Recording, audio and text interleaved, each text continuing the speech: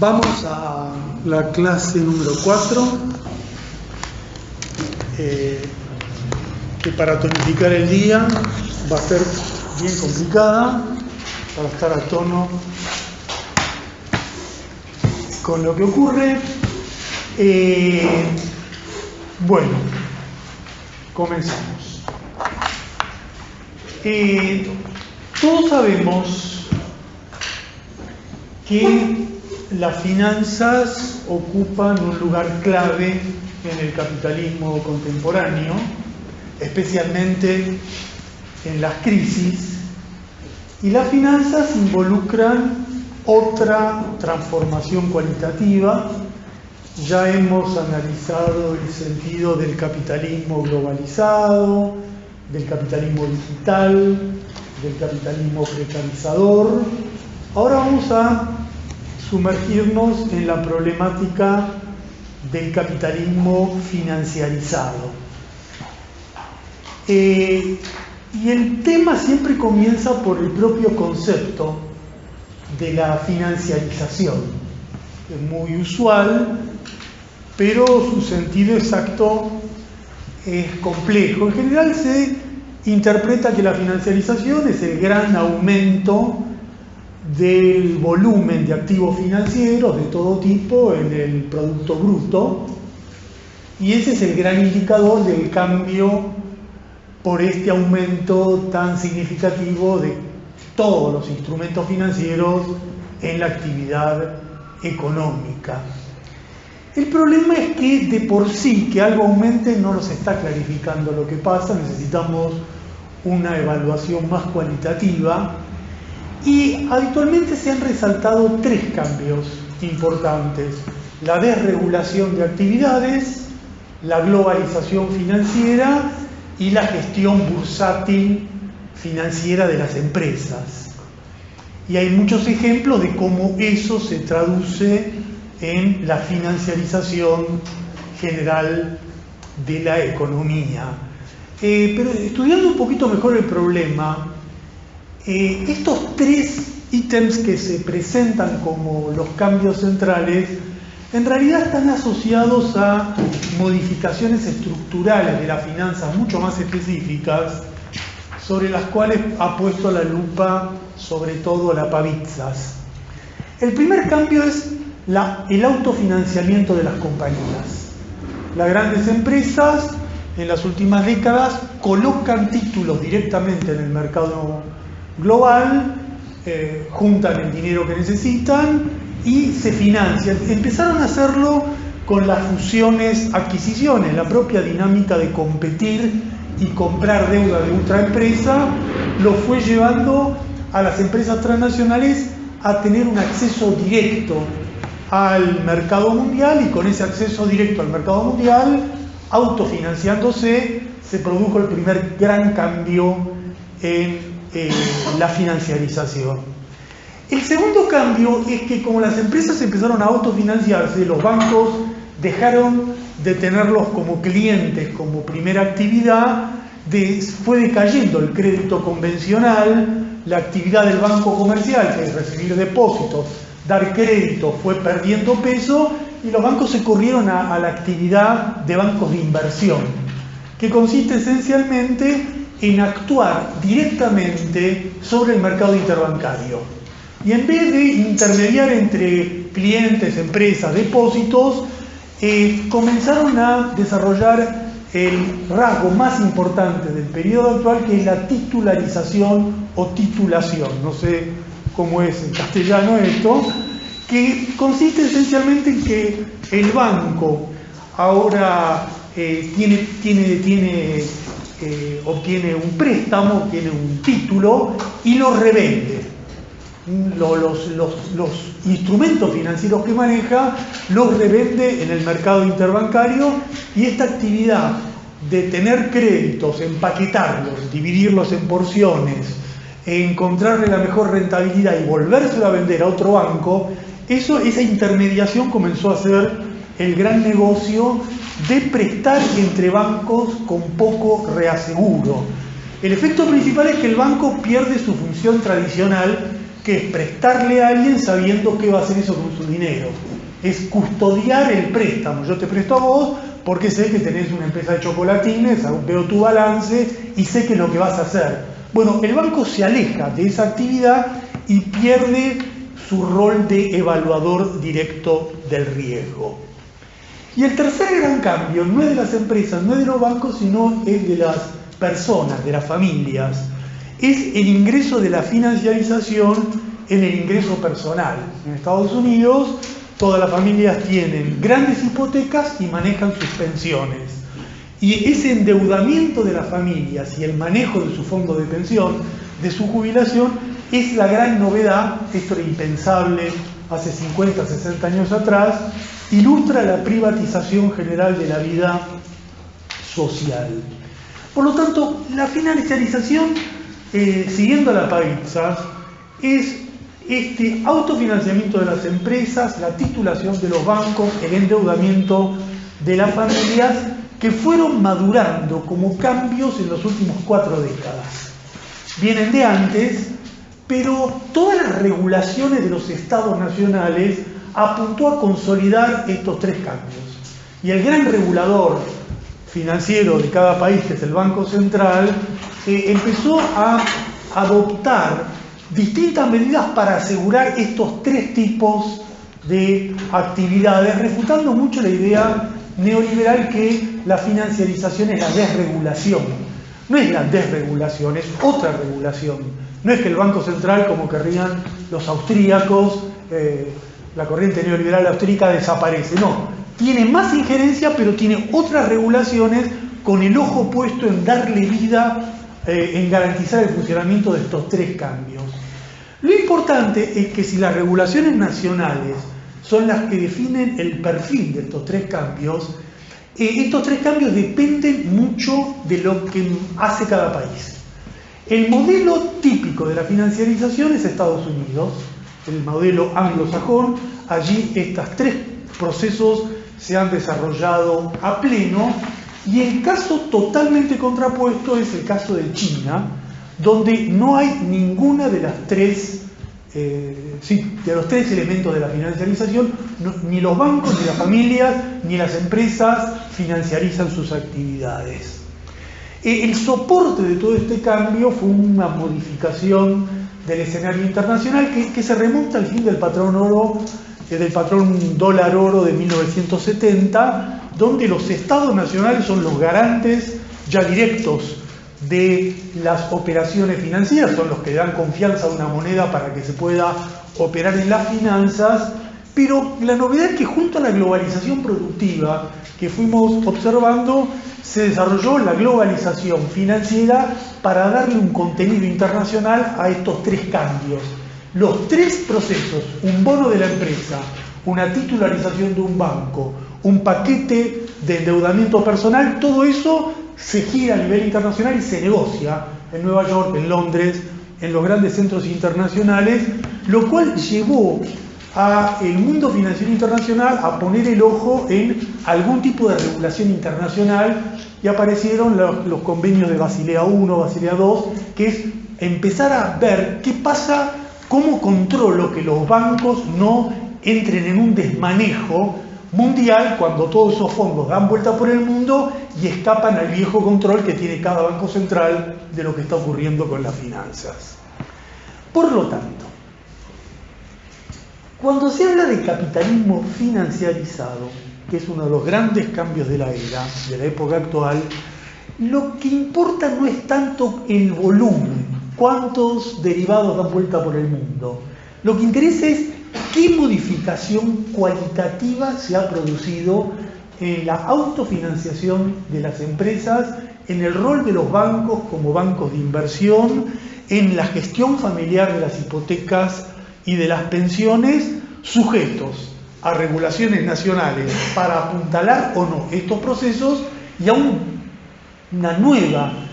nuevo escenario internacional de poco control sobre operaciones que han desbordado el patrón clásico del periodo anterior. Segundo, si todo esto es así, lo que yo acabo de escribir es así. Bueno, no está sujeto a polémica. Lo que hay son distintas descripciones de lo que acabo de resumir.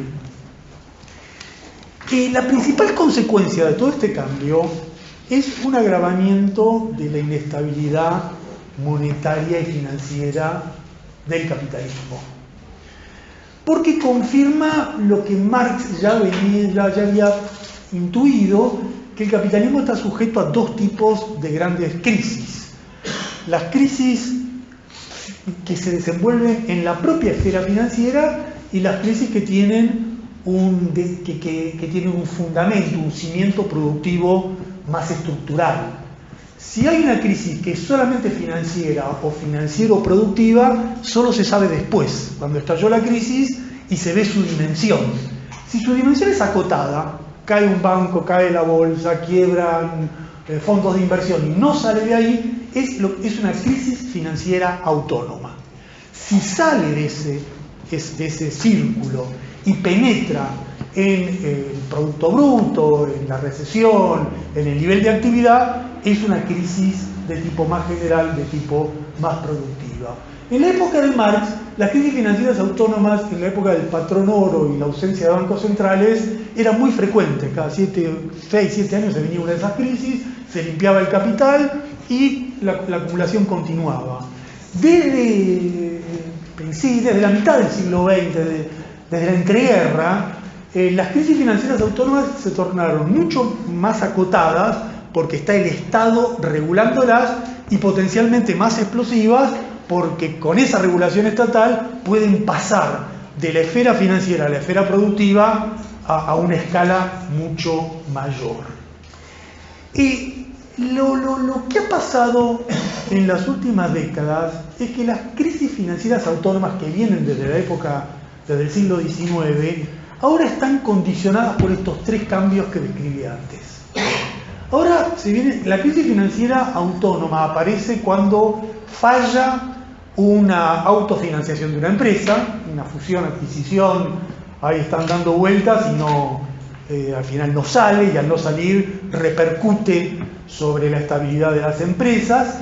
Estalla cuando en ese mundo de empaquetar paquetes financieros y revenderlos, a alguien se le va la mano, se desconoce ya cómo camina, el desconocimiento del riesgo ya es total, el banco no sabe lo que hizo y la calificadora que sustituye al banco para evaluar lo que se está haciendo tampoco sabe lo que hay.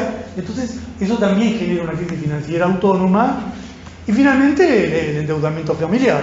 La familia norteamericana tomó una hipoteca, al final los precios de la vivienda caen, la hipoteca sube, no la puede pagar, entran en insolvencia y se viene una crisis financiera autónoma. Y estas tres cosas fueron determinantes del debut de la crisis del 2008. La crisis del 2008 justamente empezó por turbulencias en estos tres planos, sobre todo los últimos dos. Recuerden ustedes que la crisis del 2008 estalló por el impago de los créditos subprime, los deudores hipotecarios norteamericanos más pobres que habían tomado un crédito para pagar su vivienda, en un momento no pudieron pagarlos, al no poder pagarlos el banco no cobra, al no cobrar el banco dice ¿qué tengo acá?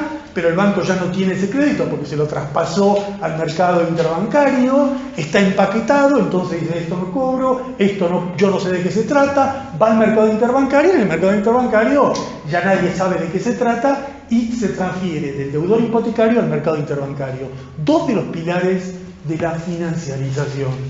Y así fue como viene la quiebra de los deudores hipotecarios y estalla la crisis en los dos grandes bancos afectados, que el primero lo rescata, la Reserva Federal, Bear Stearns, que dice no puedo dejar que quiebre. Cuando la quiebra se fue a Lehman Brothers, dice bueno, que se quiebre al quebrar Lehman Brothers se desató el pánico general y ahí comenzó la crisis del 2008.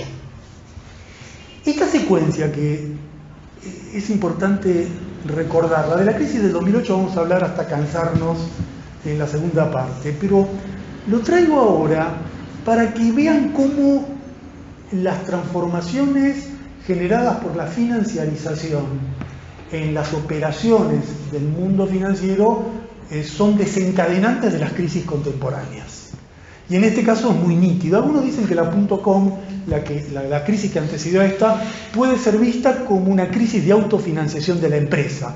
Ahí es un poquito más complicado, pero confirmaría que las crisis estallan por alguno de estos tres lados, por estos tres pilares de la financiarización. Y la crisis fue lo típico que pasa con una crisis financiera autónoma: se crea la burbuja, antes fueron las .com, ahora son las deudas hipotecarias, van subiendo desde el 2002 hasta el 2007, 2008, se pinchan, caen, y el proceso inflacionario de la deuda da lugar al proceso deflacionario de la deuda. Después lo vamos a estudiar bien, pero todos ustedes ya saben que la crisis del 2008 no terminó ahí, fue algo mucho mayor que eso. Lo que yo estoy describiendo es la crisis financiera autónoma, para centrarnos solo en eso. Todos sabemos que después pasó a algo más que una crisis financiera autónoma, y ya vamos a estudiar a qué otra cosa pasó la crisis del 2008. Solo me voy a quedar acá, no voy a ir a la otra parte porque ya lo estudiaremos, pero digamos, el debut del 2008, 2007, 2008 y medio, hasta el 2009, es una crisis financiera autónoma. Nos permite ver cómo opera esto, y también, incluso ahí, también ilustra cómo actúa el Estado. Cómo el Estado, que venía regulando, el Banco Central, la Reserva Federal, que venía regulando cómo se hacen estas operaciones, cuando estalla la crisis interviene más. Interviene, deja que caiga un banco, después rescata otro, cuando se le cae el grande y se viene el pánico general, interviene en gran escala, y después vamos a ver, genera la mayor emisión de dinero de la historia con el quantitative easing, simplemente confirmando este protagonismo de los estados nacionales en todos los procesos de la financiarización. Cómo se regula, cómo se genera, y cuando estalla, cómo se atempera o maneja ese desequilibrio. Entonces, el segundo gran tema que tenemos nosotros es este efecto del capitalismo financiarizado sobre la crisis. No es gratuito para el sistema operar con créditos hipotecarios que después se empaquetan, que después se revenden y que se constituyen en la principal fuente de rentabilidad de los bancos de inversión. Yo compro un paquete, lo revendo, y en esa compra y venta de paquetes que tienen algún origen en un crédito de algo, con las calificadoras tratando de evaluar cuál es el riesgo de lo que se está manejando, bueno, se genera toda la potencialidad de una crisis cuando el banco que está haciendo esa operación en un momento empieza a percibir de que su propia solvencia, su propio patrimonio, su propia capacidad para afrontar ese manejo se ha diluido. Por lo tanto, esta inestabilidad de financiera contemporánea está nítidamente asociada a las transformaciones registradas. Por lo tanto, hasta acá yo tengo la descripción de dos cosas. ¿Qué cambió y qué efectos generó ese cambio? Se puede discutir mucho de lo que yo he dicho hasta ahora, pero como estoy empezando siempre en las clases, hasta aquí no habría tanta polémica. Tendríamos que ponernos muy en detalle para discutir si algo de lo que yo dije es controvertible. Por supuesto que está puesto el acento en algo y menos en otra cosa, pero ningún estudioso de la finanza contemporánea diría que esto no es así, que está mal, que es erróneo. Ni un neoliberal, ni un keynesiano, ni un post-keynesiano, ni un marxista, todos más o menos coincidirían que esto fue el cambio y que el efecto del cambio es este. Pero hecha la descripción, vamos a meternos en las polémicas, en comprender qué se discute, en intentar comprender qué se discute sobre esto en la teoría marxista. Yo creo que en la actualidad existen, podríamos decir, 5 escuelas marxistas sobre el dinero y las finanzas, 5 corrientes de pensamiento, y polémicas entre sí. La primera corriente es lo que podríamos denominar la teoría de la autonomía crítica de las finanzas. Esto es un nombre que le puse yo porque no tiene autodenominación, y además hasta cierto punto es difícil ver si es una corriente. Yo la veo como una corriente cuyo principal exponente es Lapavitsas. Lapavitsas. ¿En qué insiste esta corriente? Bueno, esta corriente esencialmente lo que insiste es en la necesidad del dinero. Retoma la vieja idea de Marx contra Proudhon, cuando Proudhon decía, bueno, vamos a suprimir el dinero y hacer bonos de trabajo, vamos a sustituir el dinero por un tipo de moneda acorde que organice la sociedad, y Marx le decía, para anular la moneda hay que anular el capitalismo. El capitalismo necesita el dinero, el capitalismo necesita las finanzas. Cumplen un rol tan importante para la actividad del capitalismo como la industria. Entonces, esta idea que si yo anulo, regulo, suprimo las finanzas, puedo crear otro sistema, le decía Marx a Proudhon, es una fantasía tuya. Bueno, esta corriente arranca de ahí. En el siglo XX hubo algunas polémicas sobre esto. Rozdolsky dijo algunas cosas, insistió cuando aparecían visiones un poco superficiales del dinero. Rozdolsky decía, no, la función del dinero, de las finanzas es, recuerden a Marx, movilizar, organizar el crédito, anticipar y reembolsar. La tasa de interés, cuando yo te doy un préstamo y te cobro una tasa de interés, esa tasa de interés es una porción sobre la plusvalía que vos vas a hacer. Vos, empresa de galletitas, vas a explotar a tus trabajadores, vas a extraer plusvalía y me vas a dar una parte a mi banco que yo te presté el dinero como para que vos puedas hacer eso. Bueno, si la tasa de interés del crédito es un derecho que yo, banco, tengo sobre vos, empresa, porque te dio un préstamo para que generes plusvalía, lo que yo cobro es una porción de esa plusvalía. Bueno, esa tasa de interés, ese crédito que se le presta, que el banco le presta a la empresa, es tan indispensable para el capitalismo como la propia fabricación de galletitas. No hay capitalismo si no fabrico galletitas y extraigo plusvalía, y no hay capitalismo si no hay un crédito que me permita realizar esa operación. Y los bancos se organizan de forma competitiva entre sí de la misma manera que cualquier empresa. Sigue el patrón usual de una actividad capitalista corriente. Por lo tanto, Marx y a principios del siglo XX, los sucesores, siempre estaban polemizando con lo mismo. La idea de que las finanzas son algo extraño al sistema, son como una enfermedad del sistema, son como una protuberancia que obstruye la dinámica normal del capitalismo y que entonces hay que sacarla, regularla, acotarla, modificarla, impedirla y vamos a tener un capitalismo regulado que funcione bien. Desde Proudhon esto se fue repitiendo una y otra vez, y la corriente esta es la corriente que más insiste en el cuestionamiento de esa idea que las finanzas son algo ajeno, suprimible, accesorio, artificial, ajeno a la propia reproducción natural del capital. El gran teórico de las finanzas en la historia del marxismo fue Hilferding, y Hilferding no solo siguió esta línea, sino que Hilferding aportó a principios del siglo XX el primer gran estudio concreto de las finanzas contemporáneas. Fue el hombre que en los años 1910 dijo: el mundo financiero actual no es el de Marx, ha cambiado radicalmente.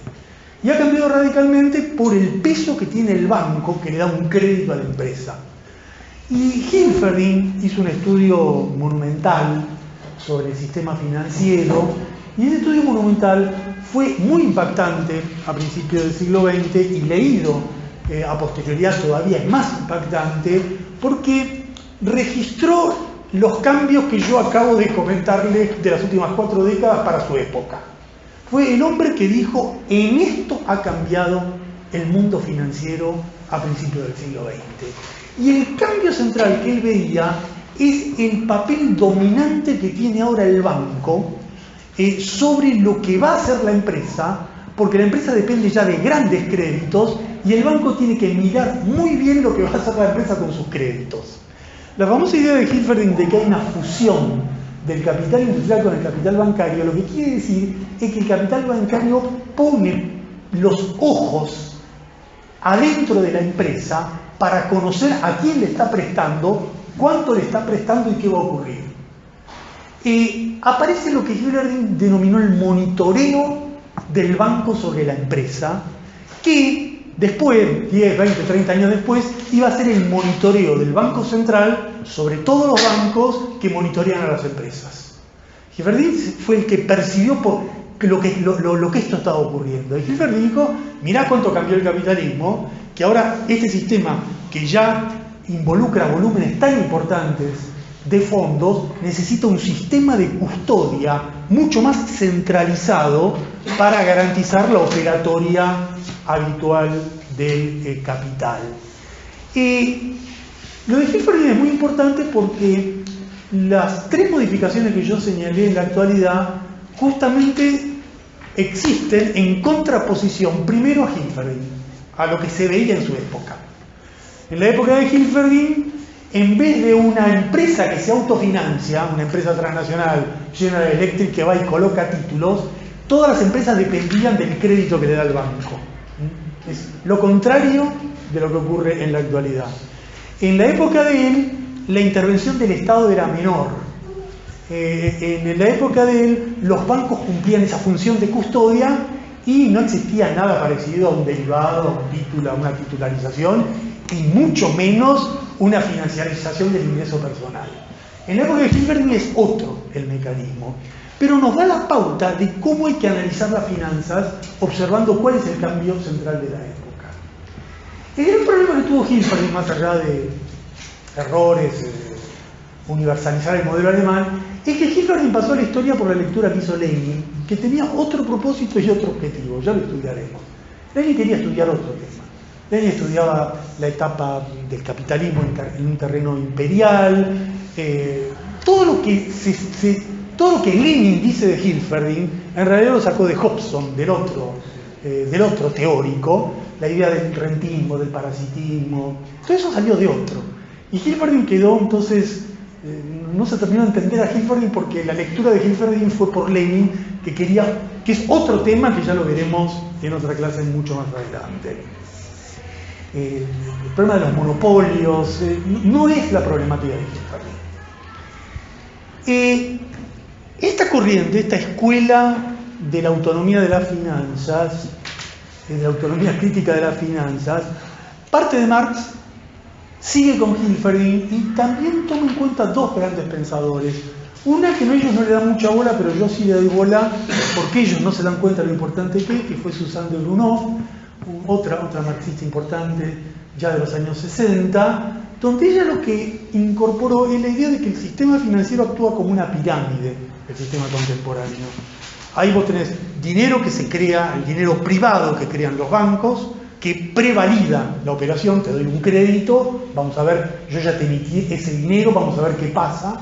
El Estado que valida a escala acotada de las naciones y el dinero mundial que opera en las transacciones. Son 3 planos distintos que se combinan entre sí y que ya conforman un tipo de articulación mucho más compleja que la que existía a principios del siglo en la época de Hilferding, porque los niveles de confianza para que opere un crédito privado, un crédito nacional o un crédito mundial, el dinero en los 3 escalones es muy distinto.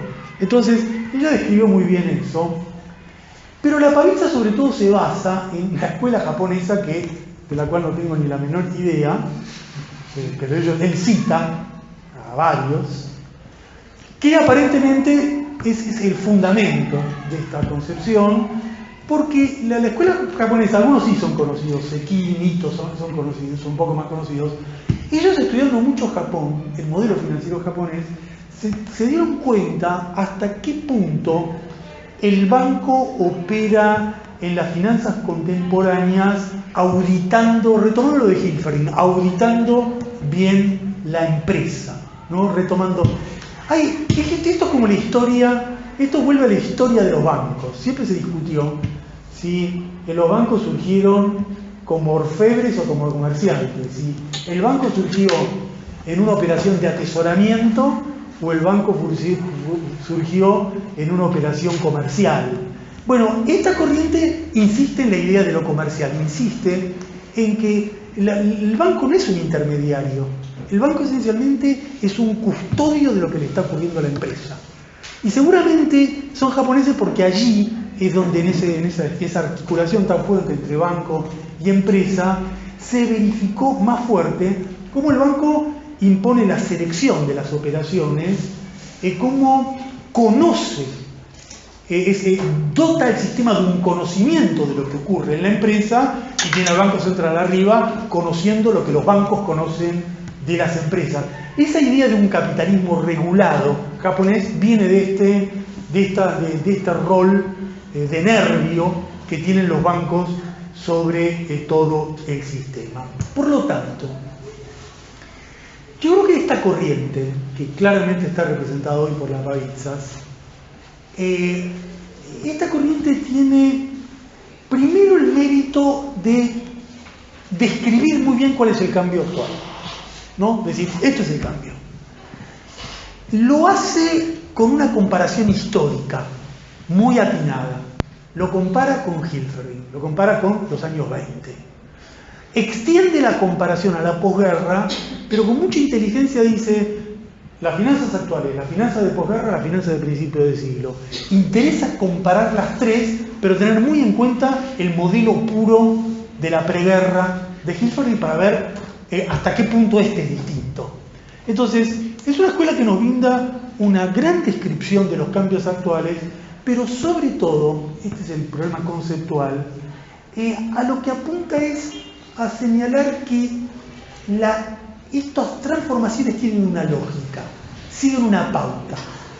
Estas transformaciones financieras están orientadas por la necesidad del capital de un tipo de crédito y un tipo de dinero y un tipo de finanzas necesarias para la articulación del sistema.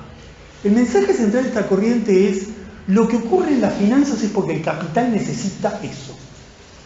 Y el capitalismo no puede funcionar en la globalización actual, en la precarización actual, en la digitalización actual, si no tiene una estructura de ese tipo.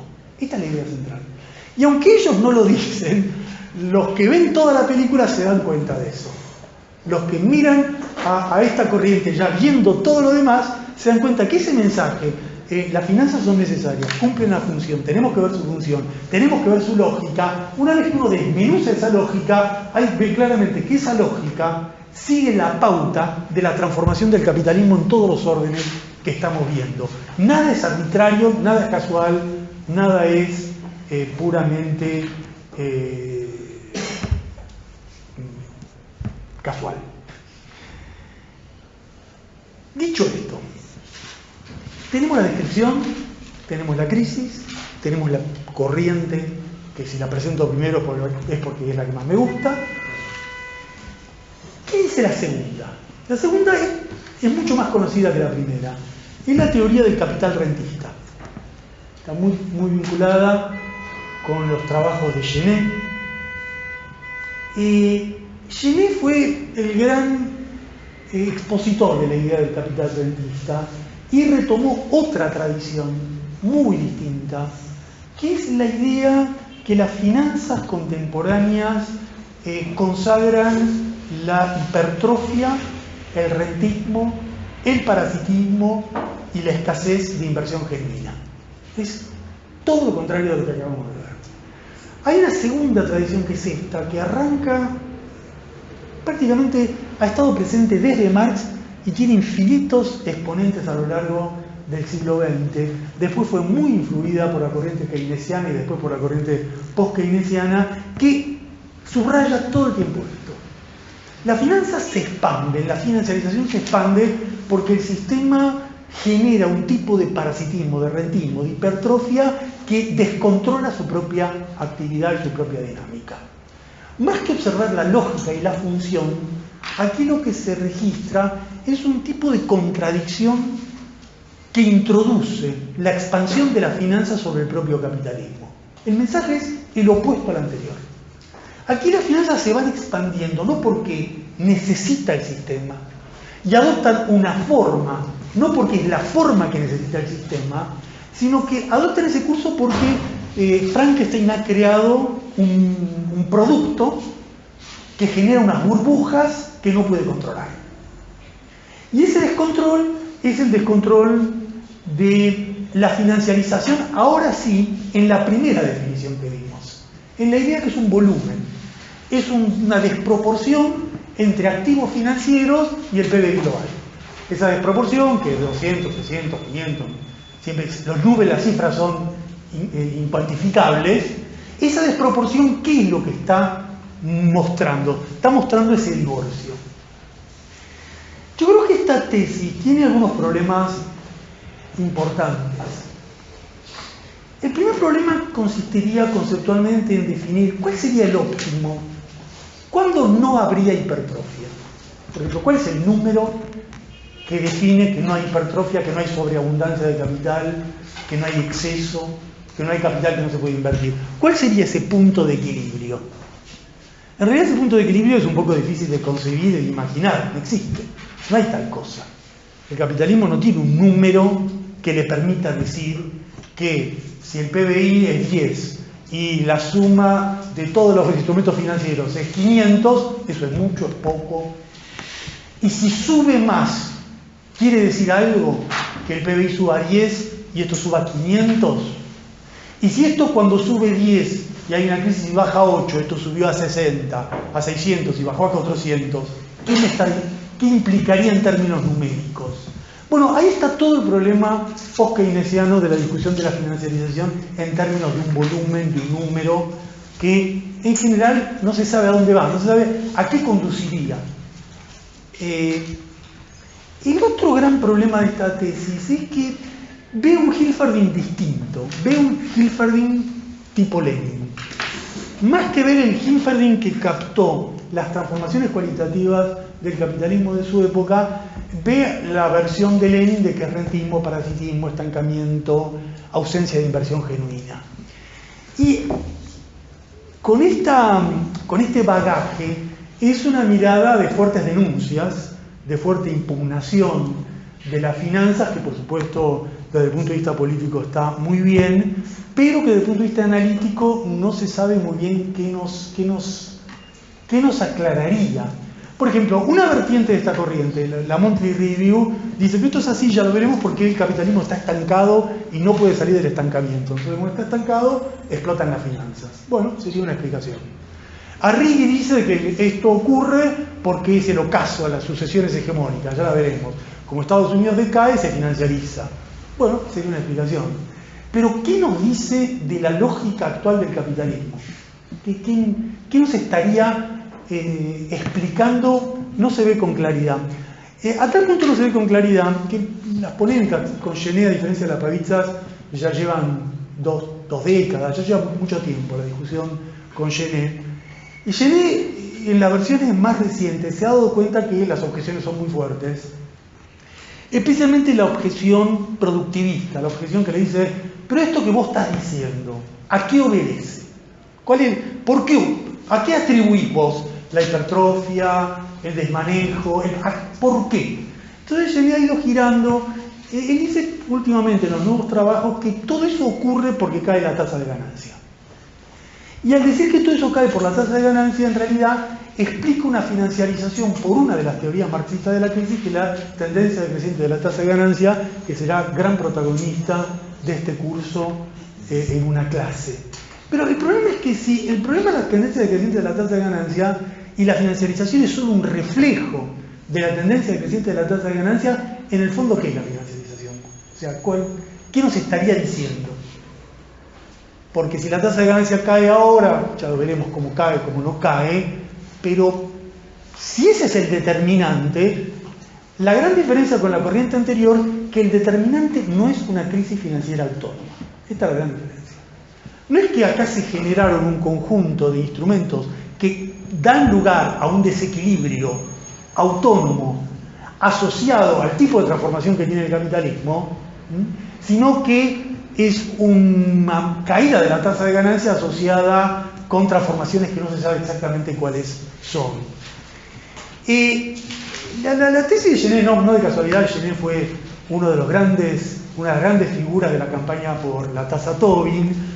Es una corriente muy fuerte, o lo fue, ahora ya no, ahora desde que el Foro Social Mundial decayó tampoco pesa, pero era la gran idea de una impugnación moral de las finanzas, pero más bien como un ámbito sombrío, a lo Proudhon, como un ámbito sombrío, como un ámbito oscuro de la sociedad, como un ámbito donde hay una punición improductiva de la actividad productiva que realiza el resto, pero con poco registro, con poco esclarecimiento de cuáles son las transformaciones. Por ejemplo, Genet insistió mucho, fue uno de los primeros que planteó muy bien, dijo, lo que ha cambiado es que tenemos desregulación financiera, globalización financiera, gestión financiera de las firmas.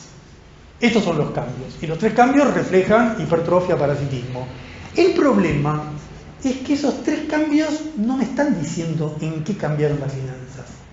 Y eso es lo que la Pavitzas le dice a Genet. Está muy bien, lo puede decir, hay globalización financiera, pero no es que hay desregulación, hay otra regulación. ¿Y por qué hay otra regulación?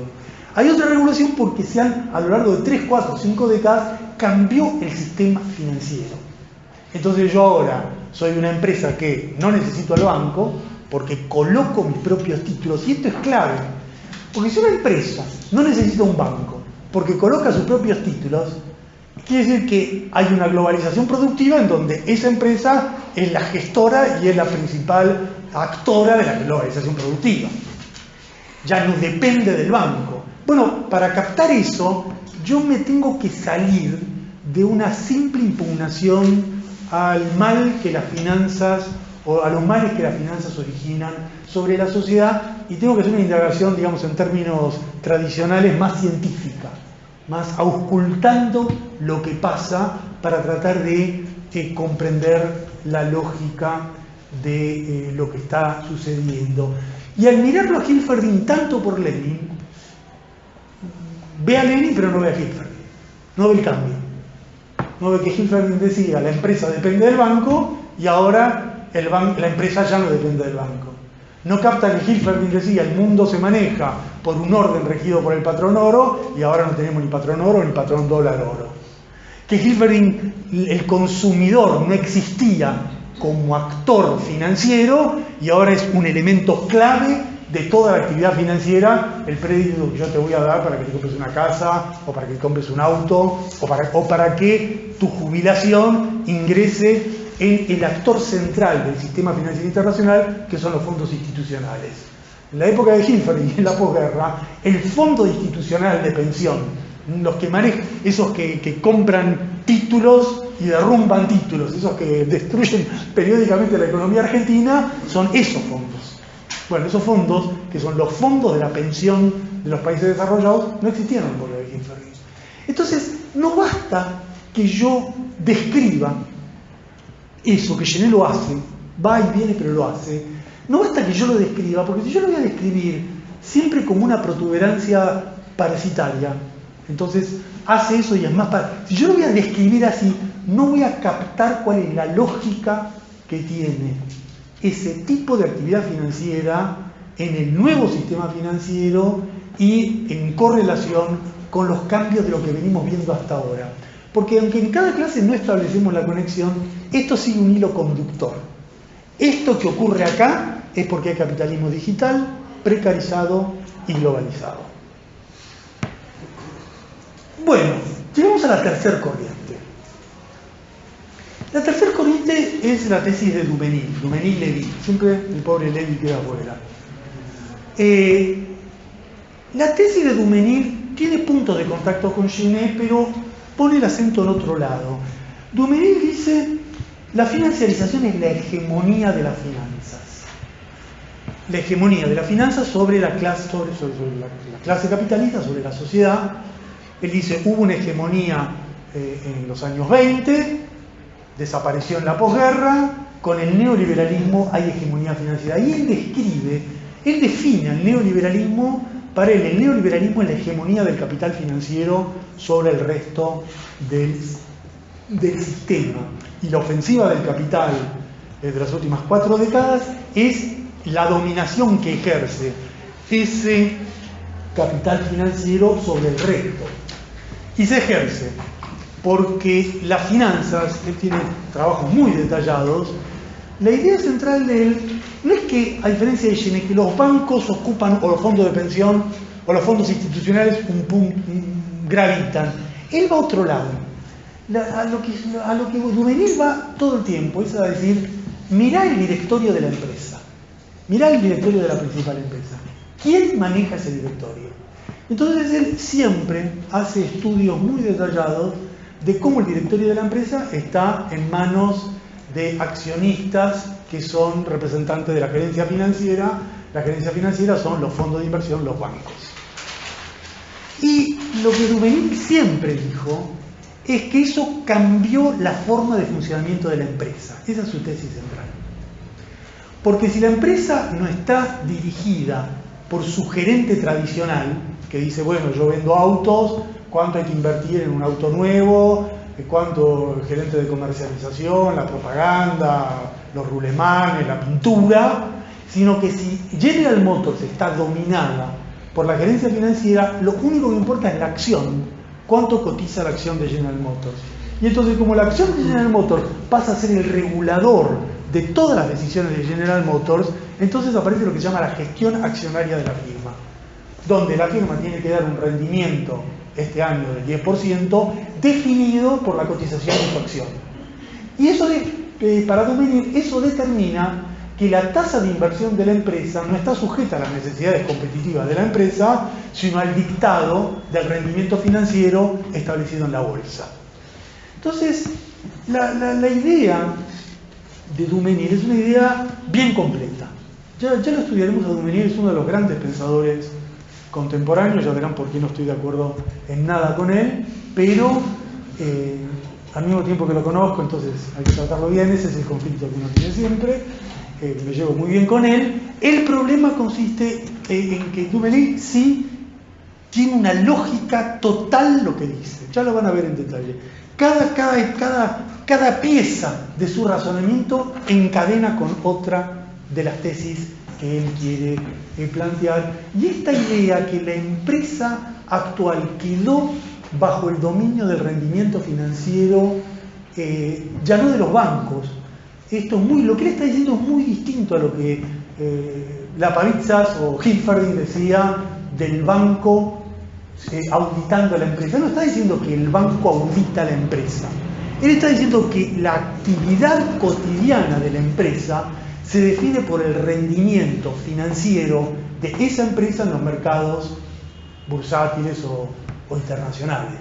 Entonces, hay una gestión que ya no es productiva, sino que es una gestión puramente financiera, no de la actividad de la familia, sino de todo el mundo capitalista actual. La tesis esta de Duménil, aunque él dice que no, pero no entiendo por qué dice que no, es una tesis increíblemente familiar a la teoría de la regulación. Tiene un parentesco Lordón, pero sobre todo Aglietta. La idea de Aglietta sobre el capitalismo patrimonial es exactamente esa. Todo el perfil que tomó la Escuela de la Regulación en los últimos 20 años es este. Por eso Aglietta hizo este estudio tan detallado de lo que él llama el capitalismo patrimonial. El capitalismo patrimonial es ese. un capitalismo sostenido en los rendimientos accionarios de la empresa, donde se maximiza ese beneficio y no la productividad, no la inversión. Yo le veo varios problemas a esta tesis, varios problemas de razonamiento, conceptuales. El primero es uno que quizás sería muy obvio, que es esto. El neoliberalismo, la ofensiva del capital, ¿es la ofensiva de las finanzas o es la ofensiva de los capitalistas?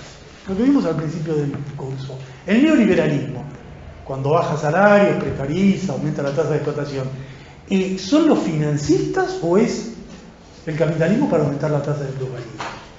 Esta idea de que es una acción de los financistas y no de la clase dominante es bastante unilateral. La diferencia con el estado de bienestar, con la posguerra, con la conquista de posguerra, yo ahí tenía aguinaldo, beneficios, logros sociales que pagaba el conjunto de la clase, que aceptaba el conjunto de la clase capitalista. Ahora, la ofensiva es para modificar, como dice Harvey, modifica la relación de fuerza, modifica todo el sistema. Las finanzas en todo caso son uno de los componentes, pero no se entiende por qué la ofensiva neoliberal sería de las finanzas y no del capitalismo, cuando lo que permite es la recuperación de la rentabilidad, de la ganancia de la plusvalía, en la cual se sostiene el sistema. El problema más, si se quiere, más directo, o más intuitivo, es una pregunta que yo ya se la hice hace mucho tiempo. ¿Por qué razón una empresa transnacional que lidera una cadena global de valor y que cotiza en bolsa ganándole a todas las demás, se iría a subordinar a la hegemonía financiera de un fondo de inversión? ¿Por qué? ¿Por qué razón Google o cualquiera de las empresas que cotizan en el Nasdaq, por qué razón aceptaría el sometimiento a un fondo financiero cuando tiene una rentabilidad enorme? ¿Por qué Facebook tendría que depender de un banco? ¿Cuál sería la lógica? ¿Por qué Microsoft tendría que depender de un fondo financiero? Si ellos generan sus propias ganancias y terminan generando sus propias, lo que vimos al principio, su propia autofinanciación en la bolsa. Coloca un título y junta más capital que cualquier fondo de inversión. Hay un eslabón lógico que falla. No se entiende por qué todos los líderes de la revolución digital, por qué Amazon debería estar subordinado a los rendimientos financieros que le imponga otro. Y sobre todo no se entiende por qué Amazon, no se entiende cómo Amazon, Google y Facebook hicieron lo que hicieron si estaban sometidos a los rendimientos accionarios que le impedían invertir. Este es el gran problema que quizás veremos poco más adelante, que es la idea que la empresa no invierte porque está sometido a la tiranía de la finanza. Pero si la empresa no invierte, ¿cómo hubo revolución digital? ¿Cómo hay globalización productiva? ¿Cómo aumentó la tasa de ganancia de las empresas? ¿De qué forma? En ese punto hay ahí es el mismo problema que Genet, el mismo problema que Foster. Ahí hay un punto crítico. El punto crítico es suponer que el mundo financiero ejerce un dominio de hecho parasitario tan fuerte que inhibe la acción natural del capitalismo, normal, cotidiana del capitalismo. Bueno, no hay ningún dato real de la acumulación de las últimas 4 décadas que confirme esa tesis. Y mientras que en Hilferding tenía una lógica que la empresa estuvo subordinada al banco, porque el banco es el que le da el crédito, el banco después es el que te audita, el banco es el que después mira qué es lo que estás haciendo, no hay ninguna razón en principio cuando la empresa se autofinancia para tener ese tipo de subordinación. La otra tesis de Duménil complicada es la que no deduce Genet, pero sí deduce Duménil, que es la contraposición entre el capitalismo gerencial, productivo, positivo, de posguerra y el neoliberalismo financiero negativo. Aquí la diferencia es que Duménil es valorativo, y ya lo estudiaremos por qué. La diferencia con Genet es que él no hace una descripción o una caracterización, sino que él hace un planteo mucho más centrado en señalar que el futuro de la sociedad, ya lo estudiaremos, es el capitalismo managerial, la vuelta al capitalismo productivo y terminar con la financiarización como con el modelo anglosajón que sofoca el modelo renano, que es el que nos permitiría avanzar hacia el futuro, ¿no? Entonces, ahí está la típica Duménil. La conclusión de la diferencia de Genet es que hay dos modelos de capitalismo. Uno productivo, positivo, de futuro, otro negativo, financiero, parasitario, y que todos los problemas de la financiarización en última instancia se resumen al peso que tiene este capitalismo neoliberal negativo sobre el positivo y que no lo deja emerger. Bueno, el problema es que en esta idealización de uno y denigración del otro, se olvida que los dos se basan en el capitalismo, en la tasa de ganancia, en la explotación, en la plusvalía. Se borran las fronteras y al borrarse las fronteras, incluso ya lo van a ver, él hace un tipo de crisis si es financiera, un tipo de crisis si es rentabilidad. Si es por rentabilidad en la posguerra son crisis positivas, si es financiera es negativa. Bueno, hay una unilateralidad muy fuerte y sobre todo una dificultad para comprender las finanzas actuales. Dicho esto, el cuarto enfoque. El cuarto enfoque es la otra biblioteca. Pasamos al otro campo. Los críticos de todo lo que acabo de exponer. El enfoque crítico de todo lo que acabo de poner es la escuela de la supremacía de la producción. Todos estos son nombres míos, espero que... La escuela de la supremacía de la producción es la escuela que dice que la financiarización no existe, que es un invento. No existe porque lo que hay es un proceso productivo que determina ciertos niveles de funcionamiento financiero y que el mundo keynesiano, el mundo post-keynesiano ha creado la ilusión de una financiarización como rasgo dominante del capitalismo y eso le ha impedido ver los cimientos reales productivos que tiene el capitalismo contemporáneo. Y entonces, al ver lo que pasa en las finanzas, no se ve lo que sucede en la producción, y al no ver lo que sucede en la producción, se cae en una especie de fantasmagoría donde la vida real del capitalismo, el mundo real del capitalismo, queda sustituido por una ilusión fetichista de lo que sucede en el campo del dinero y las finanzas. El principal exponente de esta tesis, por lejos, es Michael Roberts. Y yo creo que hay varios fundamentos, varios fundamentos de lo que él plantea que son válidos. Él hace una crítica metodológica a ciertas cosas que me parece que son interesantes, que son importantes. Él simplemente recuerda que el capitalismo funciona en torno a la plusvalía, que la plusvalía es la fuente de valorización del capital, que si nos olvidamos de eso, estamos olvidándonos de qué estamos hablando. Es como, volvemos a poner, veamos todo esto en el capitalismo, veamos lo que ocurre en la generación real de riqueza, de bienes, de plusvalía. Yo creo que eso es interesante, es importante, pero el problema que tiene eso es que si yo me enseguezco un poco en la polémica, ¿no? Y trato de insistir mucho en esto, que está bien, es un punto de arranque, y me olvido que yo lo que estoy diciendo es un punto de arranque, nada más. Si yo insisto mucho, voy a terminar ignorando y desconociendo qué pasa en el mundo de las finanzas.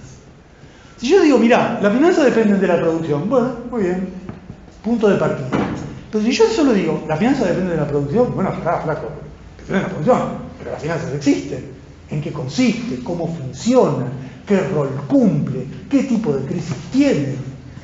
Bueno, yo creo que esta corriente, el problema es que en un afán polémico, no tanto con Genet, sino con los post-keynesianos, con sus adversarios directos, yo creo que en la polémica fuerte con los post-keynesianos han terminado omitiendo la dinámica de las finanzas, desconociendo el papel de las finanzas, con un razonamiento muy unilateral. Es como, porque hay ciertos principios básicos, yo ya no analizo en qué consiste esto. Y ese es un defecto que lo veo en muchos autores, no solo en Roberts, me parece que Matteo tiene el mismo problema, que Smith tiene el mismo problema, que Astarita tiene el mismo problema. Es una cierta ceguera en la polémica con la tesis keynesiana que le impide simplemente registrar que las finanzas son claves, cumplen una función y han tenido transformaciones descomunales que además generan crisis que a veces no tienen nada que ver con esos fundamentos reales porque son crisis financieras autónomas. Y si yo no entiendo y comprendo todo ese circuito, simplemente voy a estar interpretando con un tipo de código algo que se maneja con otro tipo de código. Bueno, tiene un correlato político práctico, de esto hay que tener cuidado, no tiene que meterse mucho. Todas estas polémicas tienen un costado siempre político, ¿no? Yo voy a ser muy suave en esto porque si no yo mismo todos nos obnubilamos, cada uno tiene su costado y entonces la lógica de esta crítica tan fuerte es polemizar con la idea que puede haber alguna regulación positiva del capitalismo si se acota el papel de las finanzas. Entonces, esta corriente es una corriente muy crítica de cualquier idea de regulación de las finanzas, pero no es crítica conceptual, es crítica de todo. En esta corriente no sirve regular las finanzas, no sirve nacionalizar los bancos, no sirve implantar una tasa Tobin, porque en el fondo siempre está el capitalismo y mientras no desaparezca el capitalismo, cualquier regulación solo servirá para enmascarar la continuidad del capitalismo. Hay algo de esto, hay un fundamento político que está siempre presente, pero no es lo que a nosotros nos va a interesar en este curso, porque más que eso hay que tratar de analizar cada autor en lo que está comprendiendo del capitalismo actual. Yo el defecto que le veo a esta corriente no es tanto esta derivación política que se puede discutir o no. Yo lo que veo es una especie de razonamiento funcionalista, para decirlo en algún término. Es una especie de funcionalismo donde las finanzas son funcionales, son como reflejos automáticos y funcionales de lo que ocurre en la producción. Si hay una gran crisis productiva, hay una gran crisis financiera. Si no hay crisis productiva, no hay crisis financiera. Si se expande la producción, se expanden los créditos. Si cae la tasa de ganancia, caen las bolsas.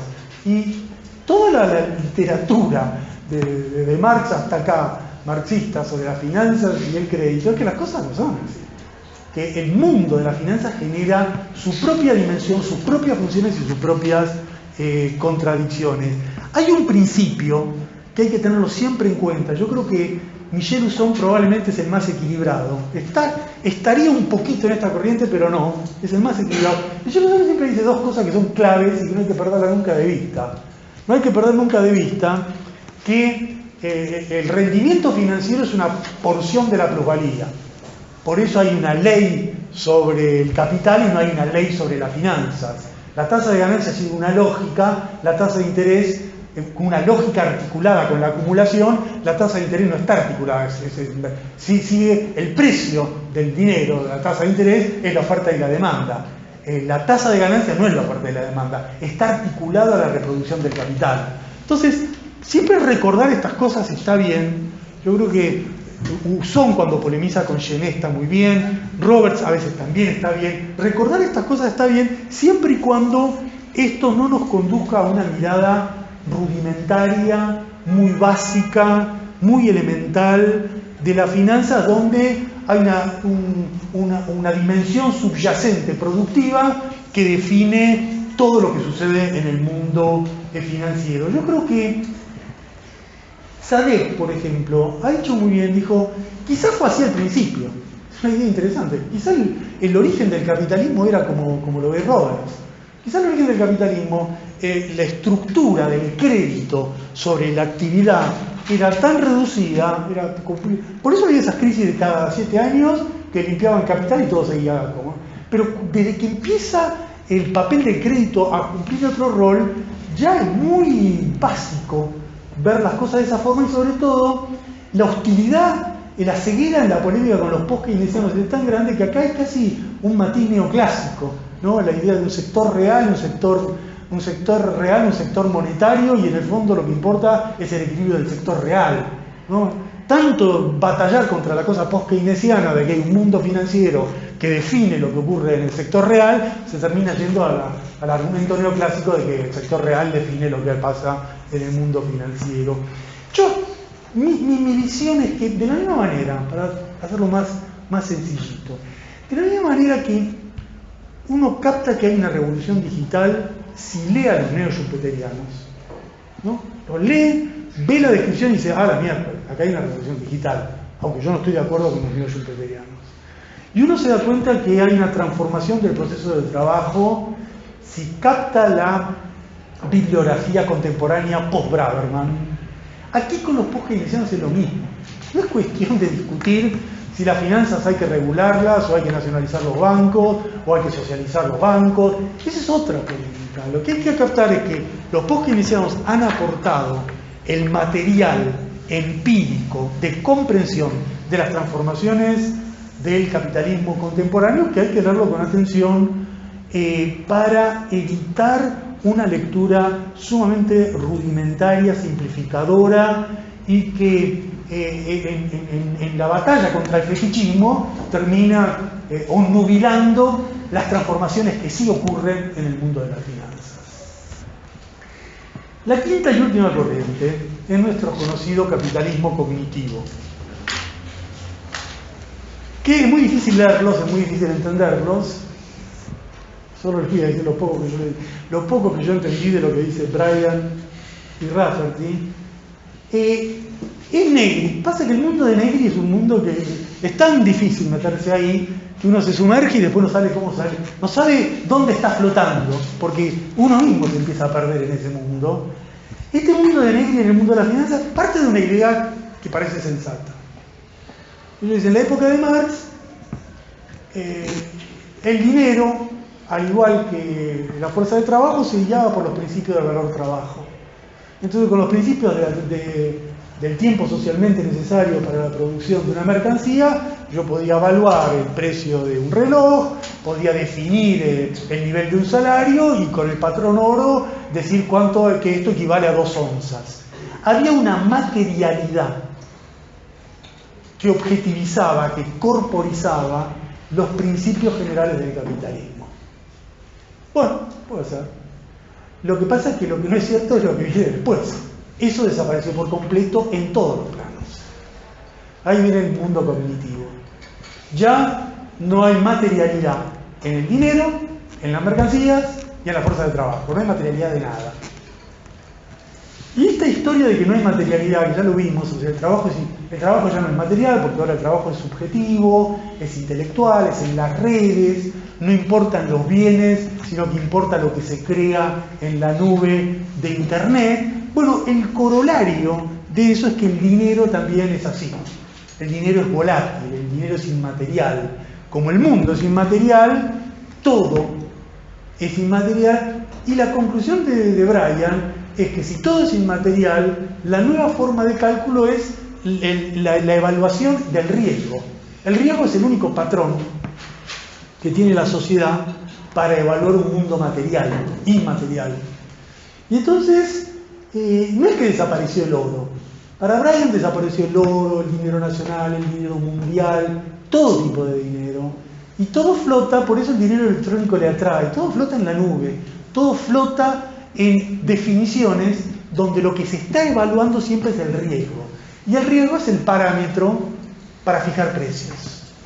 Entonces la empresa fija precios según el riesgo, el salario se cobra según su riesgo, las familias evalúan sus ingresos, las pensiones y lo que paguen de la hipoteca según el riesgo, y ellos van a encontrar una unidad, un tipo de instrumento financiero que va a sustituir el dinero, y esa sustitución del dinero por ese tipo de instrumento es la nueva forma de evaluar los bienes. Bueno, aquí pasa lo mismo que pasa siempre con este mundo posmoderno de la virtualidad, de las nubes.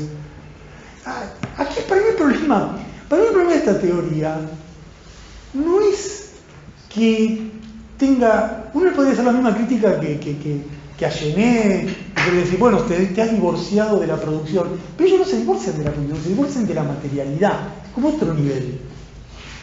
Y ese divorcio de la materialidad, en mi opinión, conduce a una especie de fetichización total de las finanzas, donde el mundo financiero es parte del mundo de la red, es parte del mundo de una nube que no tiene sustento. Y el problema no tiene sustento simplemente porque olvida lo que creo que ya vimos en otra clase. El mundo capitalista es un mundo de reproducción material. Y como es un mundo de reproducción material, el riesgo es el riesgo a perder beneficios, a que se deprecie una pensión, a que una hipoteca sea impagable, y eso no se zanja en el mundo de las redes, eso se zanja en los procesos clásicos de acumulación de capital, venta de los productos, competencia, ganar plata, perder plata.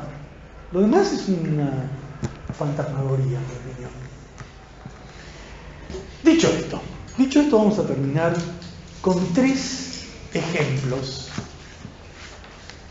Con tres ejemplos, no de todas las corrientes, pero tres debates contemporáneos que quizás ilustran, quizás nos ilustren un poco sobre lo que hemos analizado hasta ahora, ¿no? Vimos los cambios en las finanzas contemporáneas, vimos que esos cambios generan crisis financieras autónomas, vimos que hay una corriente que trata de analizar eso insistiendo en la función del dinero y las finanzas en ese nuevo capitalismo. Vimos otras que dicen que no, que eso es puro rentismo, pura parasitismo, hipertrofia. Otro que dice que no, eso es hegemonía del capital financiero.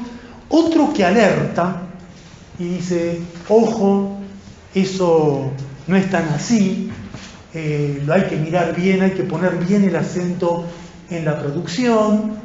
Y otro finalmente que dice, no, estamos en un mundo inmaterial, en un mundo de redes, en un mundo donde la moneda debe ser vista igual que todo el resto de los componentes del capitalismo cognitivo.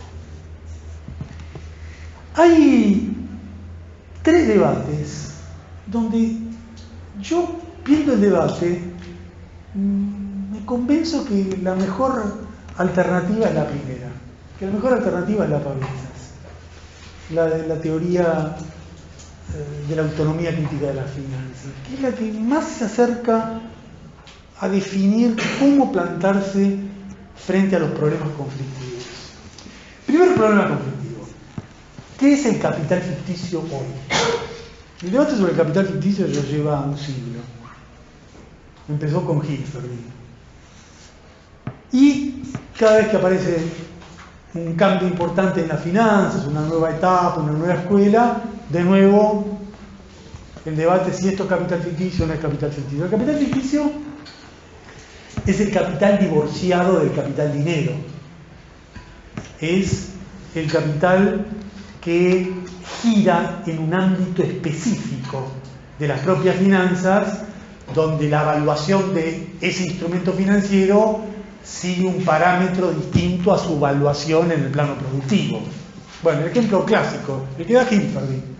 En Hilferding es una acción, es el precio de una acción.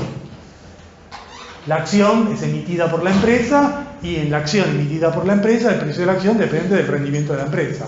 Si a General Motors le va bien, sube la acción, si a General Motors le va mal, baja la acción. Ese es el elemento de capital dinero, es el instrumento crediticio que tiene la empresa, emitió una acción, recibió dinero, ese dinero se valoriza según cómo le va a la empresa. Bueno, hasta ahí es capital dinero, un crédito. Pero hay otro elemento que es capital ficticio. ¿Cuál es el capital ficticio de la acción? Cuando la acción sube y baja, no por cómo le va a General Motors, sino en función de las operaciones especulativas de compra-venta de la bolsa. Entonces puede ser que a General Motors le va magistralmente, pero su acción se cae, y puede ser que General Motors se está fundiendo y su acción sube. Ese movimiento es un movimiento de capital ficticio. Se divorció de su lógica, de su sustento en el capital dinero. Bueno, hay un debate actual sobre si todo lo que hemos explicado, todas las innovaciones de la época actual son o no son capital ficticio. La teoría que plantea que son capital ficticio claramente es la teoría del capital rentista. Para la teoría del capital ficticio, para la teoría del capital rentista, cuando una empresa transnacional emite una acción, y no una acción, un bono, ya no una acción, para un bono, lo coloca en el mercado, coloca y recibe capital ficticio. Cuando se titulariza un bono empaquetado, es capital ficticio.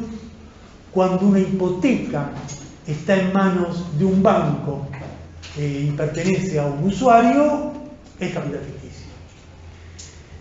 Yo creo, siguiendo más la opinión de lo que sugiere la Pavitsas, que no es así.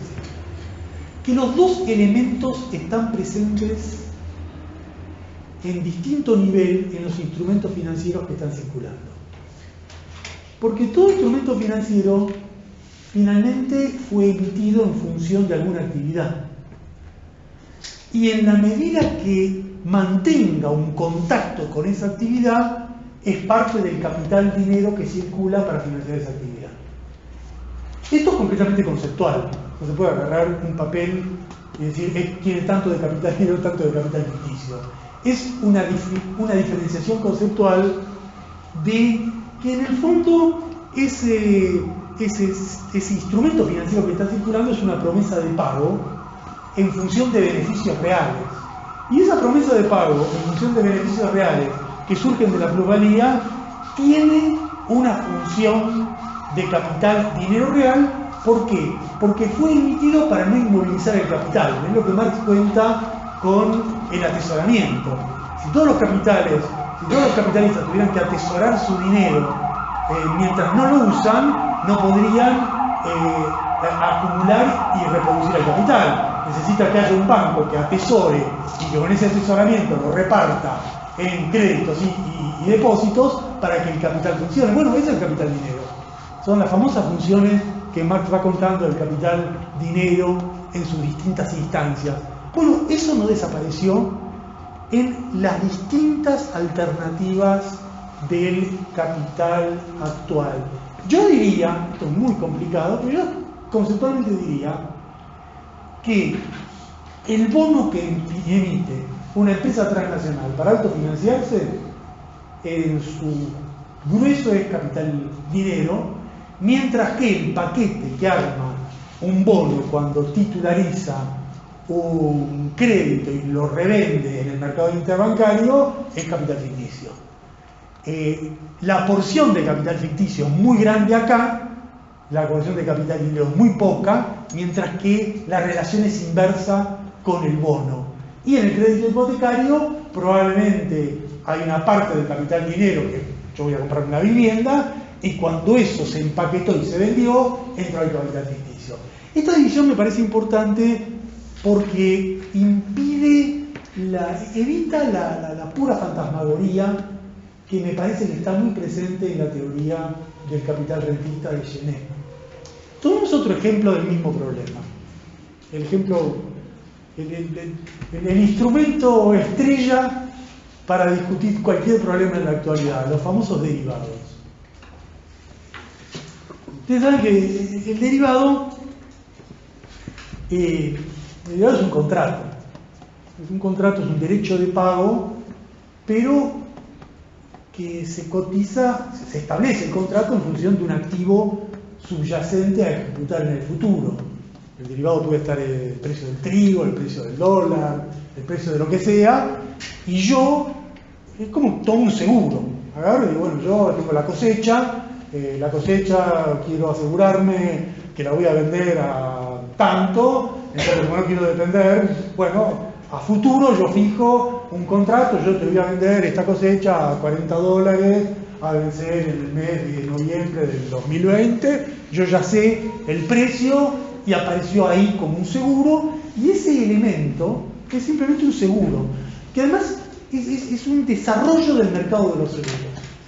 Ese elemento del desarrollo del mercado de seguro adquirió un volumen muy grande en los últimos años de la globalización productiva porque la cadena global de valor actúa en varios países y si vos actúas en varios países tenés que asegurarte el tipo de cambio porque si no es como vivir en Argentina siempre, no sabés lo que va a ocurrir, como las cadenas de valor a la Argentina la tienen ahí. Bueno, con Argentina recontra me asegurás, a ver, yo te compro la cosecha a $25, te la pago tal fecha, este es mi dólar, listo, está asegurado. Como las cadenas de valor actúan en muchos países, tienen que establecer estos múltiples seguros para asegurarse tipos de cambio, y lo mismo vale para los swaps, las tasas de interés, todo lo que tenga que cotizarse y que uno tiene que asegurarse, pierde o gana, pero lo tiene seguro. Y bueno, ese es el seguro que contratan las empresas cuando actúan, y cuando actúan de esta forma, el banco de hecho es el asegurador, y una porción de todo eso, de ese beneficio, se lo dan al banco para estar seguro de poder hacer la operación. El problema es que el derivado es algo más que un seguro. Esta es la cuestión. Porque el derivado no es solo que yo contraté un seguro. El derivado, yo puedo hacerlo lo que se llama la liquidación al contado. Una vez que yo tengo en mis manos el papel que dice, esto yo lo pagué, este es un contrato, es un documento que me permite cobrar en dólares el 25 de noviembre del 2023 a tal precio, una vez que yo tengo eso, yo puedo ir al contado con liquidación, para agarrar eso y ponerlo en el mercado. Es decir, quién me lo compra y quién me lo vende. Entonces yo puedo ir y comprar un título que vence dentro de 2 años, lo puedo comprar más barato o más caro. El valor actual puede ser mayor o menor que el valor al cual está formalmente emitido. Según lo compre más barato o más caro, gano o pierdo. Bueno, claramente, la transformación de los seguros en derivados, o el mercado de derivados, tiene ya, se ha transformado más en el gran mercado especulativo. Representan 8 veces el Producto Bruto Mundial, son cifras descomunales. ¿Por qué? Porque es la gran operación especulativa de las últimas décadas, comprar y vender instrumentos que tienen una liquidación a futuro. Y los bancos lo hacen porque los bancos son los que siempre tenían los créditos, lo que tanto usa la Argentina, los famosos créditos por default swap, que es como yo sé que tengo una deuda, andás a ver si la puedo pagar, entonces yo tomo un crédito, un CDS, para la deuda argentina y para todas las deudas vulnerables. Como los bancos saben muy bien cómo manejar los documentos que aseguran un título, bueno, se metieron en este mercado de derivados y es su principal fuente de ganancia desde hace mucho tiempo. Bueno, ¿para qué sirve toda esta película? Para ver que los derivados pueden ser vistos como pura operación especulativa o reconociendo el componente de seguro, y el componente de seguro es un componente de capital dinero, y el elemento de capital dinero es un elemento de circulación del capital. De nuevo, ¿no? Como están los dos elementos, yo creo que toda la mirada de la Pavitza ya, miremos la función, miremos la lógica, nos ilumina senderos que si no, no son visibles. Nos ilumina el sendero que si hay una globalización productiva, hay que tener muchos seguros en materia financiera y que después hay que meterlos en un mercado a circular, a contratarlos, a hacerlos a liquidación actual, para que eso se movilice y genere una nueva bola que aceita los mercados. Yo creo que esta mirada de la Pavitza a mí me ilumina mucho más que decir que un derivado es un negocio parasitario de un banco, que no cabe duda que es un negocio parasitario de un banco, pero es un componente. El segundo tema es lo que la Pavitza llama la ganancia financiera. La Pavitza dice, ojo, que en el capitalismo actual no solo está la típica rentabilidad de los bancos, que es una porción de la plusvalía. Esa es la visión clásica. El banco realiza una función por prestarte plata y recibir dinero. Por manejar eso yo cobro una tasa de interés. Esa tasa de interés es una ganancia que yo, banco, obtengo detrayendo una parte de la plusvalía. Me la das a mí por lo que estoy haciendo. La Pavitza dice algo interesante. Dice, ojo, eso vale si yo soy vale para un crédito normal, vale para la colocación, por ejemplo, cuando una propia empresa coloca sus bonos, está haciendo las dos operaciones al mismo tiempo. Pero es algo distinto. Y dice que en la época actual ha surgido un tipo de ganancia financiera tipo usurero, tipo precapitalista, una ganancia de la circulación, una ganancia de la intermediación. Lo que Marx estudiaba con Stewart, ¿no? ¿Qué pasa? Esa es una cosa muy interesante. ¿Qué es cuando un banco, yo soy un deudor hipotecario, soy una familia que me compré una vivienda, cuando el banco me da a mí un crédito para que yo compre la hipoteca y me está sacando los ojos, hay lo que él llama una expropiación financiera del ahorrista, que no hay ninguna plusvalía en juego. Ni yo, usuario, genero plusvalía, ni el banco percibe algo conectado con la plusvalía, porque yo soy un usuario, soy un cliente, soy una familia. Y me está expropiando una parte de los ingresos. Y esa expropiación de una parte de los ingresos es una porción adicional de las ganancias de los bancos que es paralela a la plusvalía deducida, sustraída, convertida en interés como ganancia tradicional del banco. Esto es complicado porque ¿hasta dónde se extiende? Esa es la pregunta. ¿Vale para la expropiación financiera del ahorrista? Pero en las operaciones interbancarias, ¿vale? Yo creo que no. La Pavitzas sugiere que sí. Bueno, es un tema. Pero este tema se lo ve desde esta corriente, no desde otras. Y el último tema, este ya es más de todos, ¿no? Es un tema clásico. El tema más clásico de todos los que siempre se estudia con las finanzas marxistas, que es el famoso problema del oro. Un tema que fascina, no sé por qué fascina tanto, porque tiene poca consistencia, pero era ese famoso debate sobre si Marx era, cuán metalista era Marx.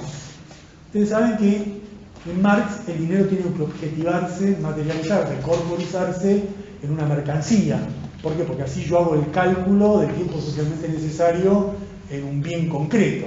Esto vale 4 horas de trabajo, 4 pesos, una onza Troy vale 4 horas de trabajo, 4 pesos, una onza se cambia por esto, bueno, la ley del valor del trabajo.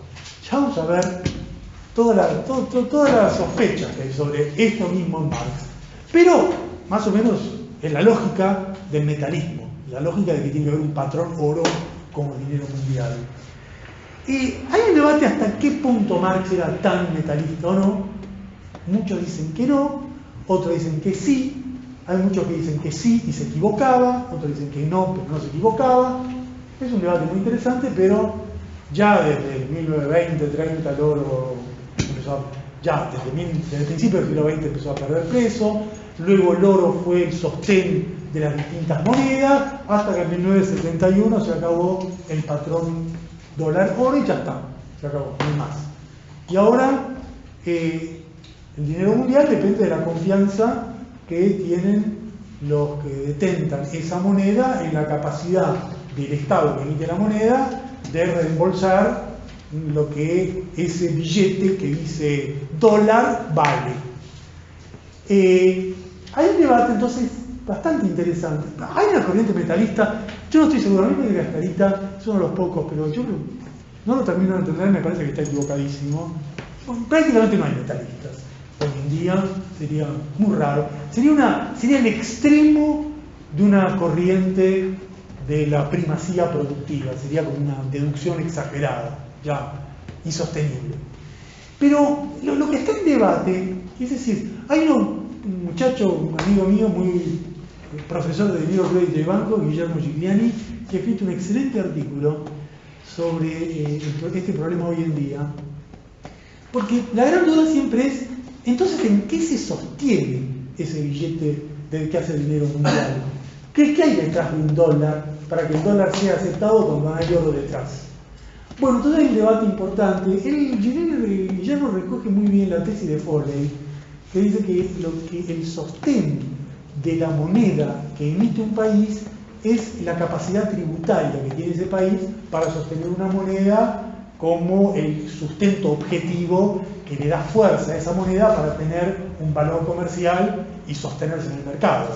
Yo creo que está muy bien en la tesis de Foley, me parece. No basta decir de que el oro no es más el dinero mundial, hay que decir por qué el dólar lo reemplaza. Ahora, si uno dice que el dólar lo reemplaza por la capacidad tributaria de Estados Unidos, porque Estados Unidos tiene una deuda descomunal, es un país deudor, un déficit, tampoco cierra. Yo creo que hay otros elementos que hay que tomar en cuenta. Que tienen que ver ya con la estructura imperial, que lo veremos más adelante. Pero este es uno de los grandes temas abiertos y, por supuesto, aquí todo está en un cono de preguntas, ¿no? Por lo tanto, estas tres cosas que son, no sé hasta el punto en la última, pero claramente en el capital ficticio, en la ganancia financiera y en cierta medida en el dinero mundial, bueno, son lugares donde se pone en debate estas tres interpretaciones sobre el dinero y las finanzas. Así que bueno, creo que es un día muy interesante, va a pasar a tus hijos, cuando van a recordar que van a decir, ¿qué día fue el que vos hablaste, que tuviste una clase de dinero? Bueno, uno de los tantos donde colapsó por completo, uno de los cuales temblaban los mercados, pero fue uno más en la Argentina, no el que recuerdo. Pero bueno, hemos hecho honor al día de hoy, hemos hablado de dinero y moneda en un día muy representativo del dinero. Bueno, descansamos un ratito y un rato